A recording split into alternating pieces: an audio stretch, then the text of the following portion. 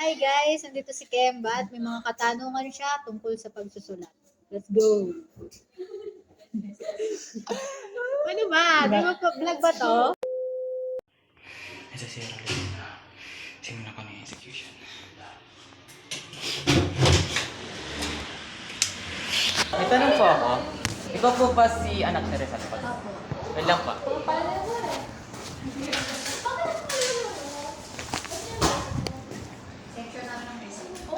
Wait lang pa. Kasi meron po akong ano dito. Ano pong name mo?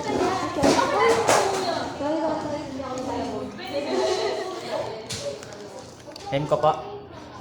Yung name ko po sa Wattpad o name ko po sa Ay, taray. totoong buhay. Parehas. Writer ka. Opo. Anong name mo sa Wattpad? Username o yung name, yung pen name ko. Pag-iba pala yung username Opo, marami po yung ano yun. Ba't ang dami? Dapat as much as Isa lang. tip lang eh. Tip lang. Para ma-recognize sila. Kasi yung pangalan ko sa babae kasi, pero ako. So, naka-video kasi ito, ba maubusan. Sige. Okay. Tatanong ko ba? Hindi, marami. Nakabahan. Kami Hindi, talaga to. nakaano kasi. Biglaan kasi, ba't mo kasi sinabi? May kahapon ka pa kasi nagsabi. Eto kasi. Ano yan? Wala. Oh, ang dami. Ito yung pinost ko nung sa thread. Ang dami. Ay, ikaw ba yung nagtag sa akin nun eh? Tama ba? Wait lang, ano yun natin to. Parang sana bago mabalik sa akin, hindi matuluan ng luha. Oo. Yeah. Ay, tarang yung pa-vlog si kuya. Siyempre. Okay lang. Nangingit! Wala na sa ako. Nangingit si Kuya. Isipin mo wala kami dito. Paubusan na po ng memory. Kaya baka naman daw. Paubusan. Hindi kasi kita eh. O, kawawa naman. Ay na nga! At dito na nagsimula ang operation. So meaning to say, mission success. Pero nasa plan B pa lang ako niyan. Dami kong kalokohan, di kalokohan.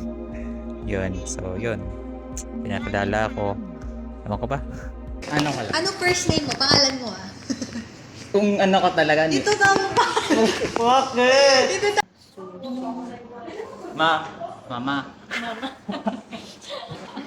Sabi ng mama mo. Mahal naman.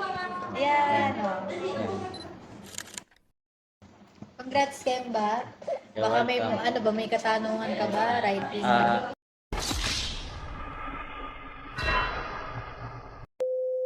Yan, ano po yun kasi, ito, last year ko siya binili. Oh. Ito yung unang libro na nabili ko sa buong buhay ko. Ano na ito? Ito yun. Oh, yeah. Wow, thank you. Isang set mo ba siya bilhin? Ay, hindi. Hindi.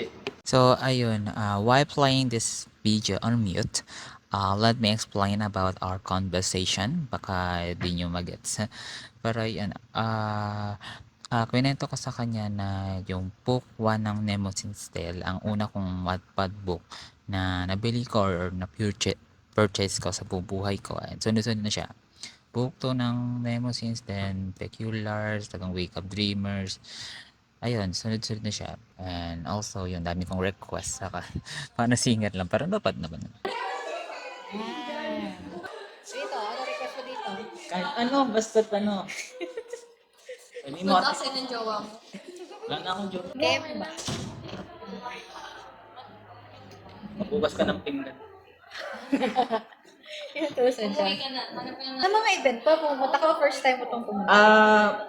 First event ko dun sa SML. Pero, ito yung first time na nakita-kita.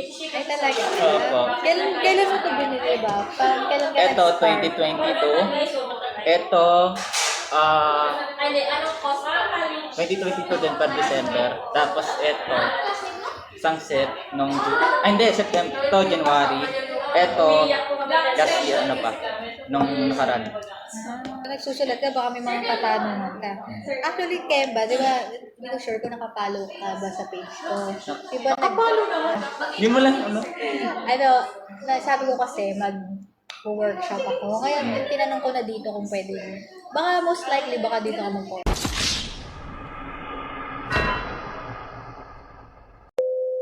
Kasi magiging host. Joke lang. Sigurado, meron pa kami isang marketing. While playing this video on mute again, para kaming kaibigan na parang alam mo yung tipong ano lang, parang normal lang na buhay lang. Kamusta si ganto, kamusta si ganon. But it's my first time na kausap ko isang idol ko na parang, oh my God. Nakala ko lang, manonood ko lang sa YouTube. Yung pala, kausap ko na siya. Tala tayo na to! Ano ba sinusulat mo? Anong genre? Fantasy. Fantasy. Anong fantasy? Modern fantasy na patayan talaga. Tapos ginawa ko siyang may pagka-patriotic siya ng comics. Anong title? The Dream Match. Oh, wow. Nice. Tapos na. Complete. Tapos yung prequel ng tapos na. So, inang-publish ko yung part 2 kasi dami kong kalokohan doon. So, Tuwing kailan ka nag-update? depende sa Depende sa mga. Pero mostly nag-update ako before is Friday. Pero bago ma-publish yung season ko nun, Tuesday ako nag-update kasi that time, 5 yung schedule ko ng day off as a call center agent. Okay. So, ayun. Kaya, minsan naging Sabado, minsan naging Linggo. Ayun. So, anong goal mo as a writer ba? Hindi ko Let me place this video on mute muna for meantime. Yun, in-interview lang muna nila ako. And then, ayun, meron din silang, tang na to, kamusok. Basta, dami namin kwento dyan noong time na yan. Ayun, so, parang naging friendly ako that time. So, yan, nagmasaya naman.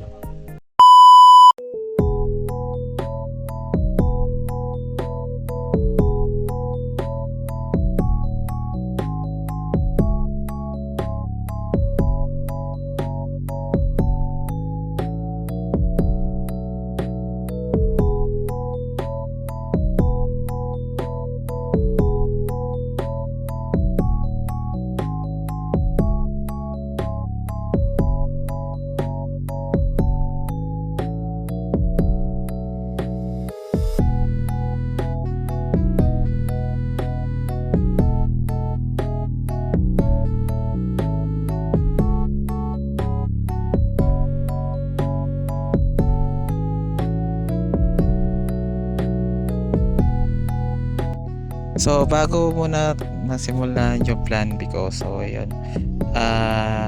Since nandito naman ako ngayon sa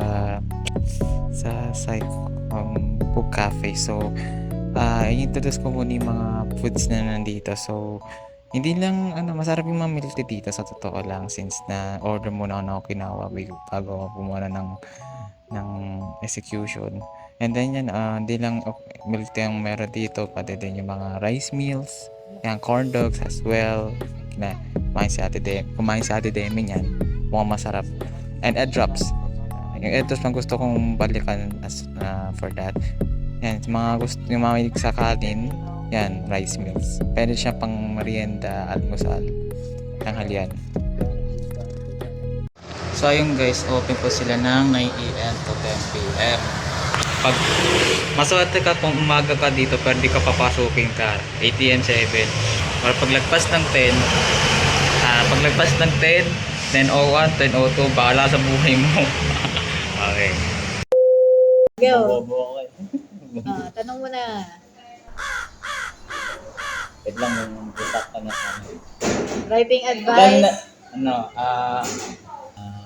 paano po talaga gumawa ng So, bago muna tayo magpatuloy, yan, gumagalaw si DVD, yan. Na-miss nyo yan? Na-miss nyo ba yan? Bumili kayo ng Peplayet. Yun, pansinin nyo lang, tandaan nyo ha, si anak ni Rizal o si Ate Demi, mostly ginagawa niya sci-fi, at yun, pakinggan nyo yung tanong ko ha, ang bobo. Go. romance na story na talagang bobo. Romance? Bakit romance yung...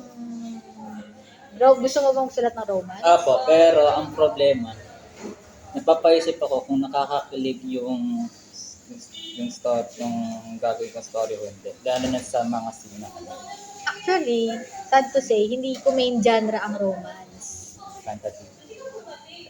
Ano Ano kasi ako parang diverse. More on gusto ko yung mga drama, slice of life. Pero yung masasabi ko dun sa romance, well, para gusto mo matutong magsulat ng romance, magbasa ka ng mga libro ng romance. Especially yung kung ano yung mga patok. Yan, no? Pili ka dyan. Why not gawin mo inspirational relationship ng jowa ko? Kanina pa siya. Wala nga akong joke. Sabi mo kanina meron. Joke lang. Nag-i-illusion lang pala. Yun sa romance. Parang aalamin mo kung ano yung, kaya nga mahalaga yung, nagbabasa ka diba ng mga stories. Dapat marami kang mga binabasa. Ay gusto mo matutong magbasa ng romance, matutong magsulat ng romance, magbasa ka ng romance. Saan? Na yung tanong na sana lang. Okay lang. Ano na lang, piece of advice pag nagsusulat. Eto, Ayun. Sige. okay, ano po yung magiging advice niyo sa isang writer, isang author na meron siyang multitasking. Not just as a writer, din tapos meron siyang ibang ginagawa. Okay. Tapos minsan yung story niya, nagiging 2 years na siya na nakatapos. Ano yung magiging advice niyo? Alam mo ba, share ko lang, yung The Peculiar Tale. Sinimulan ko to yung sulat 2017. Natapos ko siya 2 years ko to sinulat eh.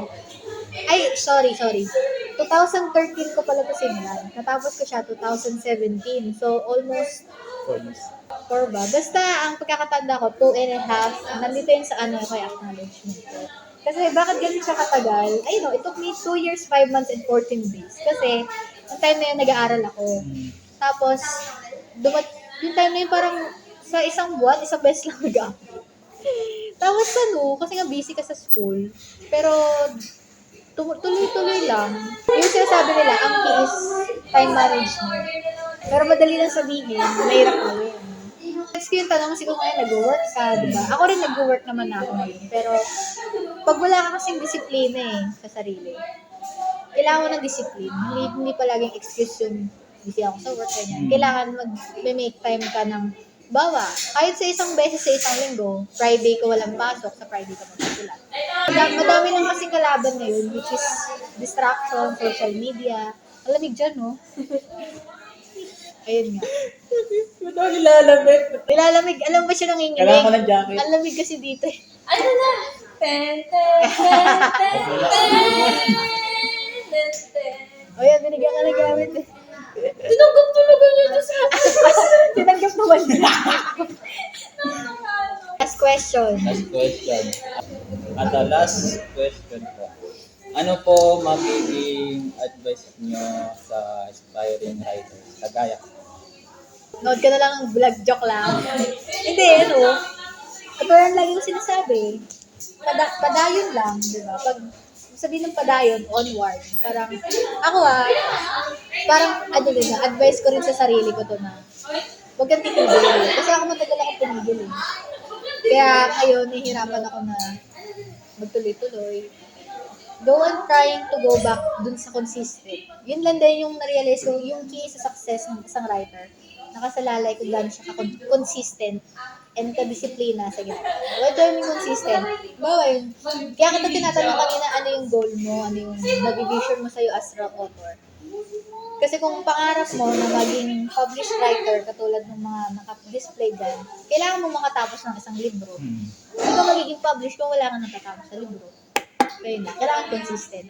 Though ako, inabot ako ng 2 years dito kasi na nag-aaral ako. Yung story ko, umabot na, in the dream match, umabot ng 1 taon. Diba? Isang Pero taon. okay lang yun. Kanya-kanya naman yung pace ng buhay yan. Kaya, so good luck sa yung writing journey. Para yun. Bye! Ano ba to? Vlog ba to?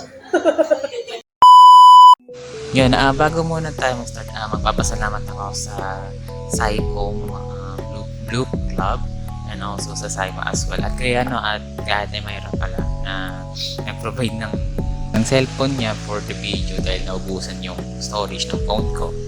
Also sa Psycho Blue Coffee Stop. Ang sarap ng milk din nila.